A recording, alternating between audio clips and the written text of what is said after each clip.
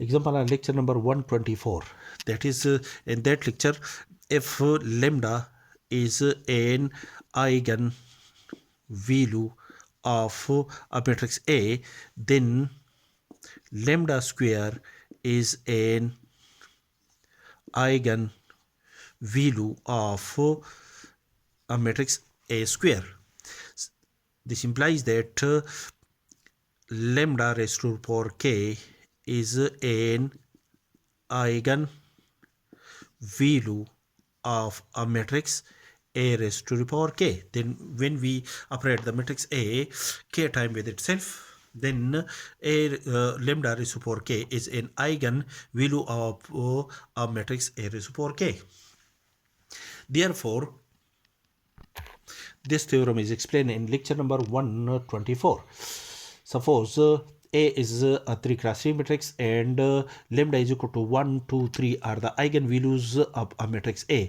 These eigenvalues are calculated in lecture number 126. See lecture number 126. Now, to calculate the eigenvalue of a matrix A2, then if lambda is equal to 1 is an eigenvalue of a matrix A, then the eigenvalue of a matrix A2, this is the eigenvalue of a matrix A, then the eigenvalue of a matrix A2 is equal to 1 whole square is equal to lambda is equal to 1. And if lambda is equal to 2 is an eigenvalue of a matrix A, then the eigenvalue of a matrix A2 is equal to 2 whole square is equal to 4. Then the next eigenvalue of a matrix A2 is equal to 4. If lambda is equal to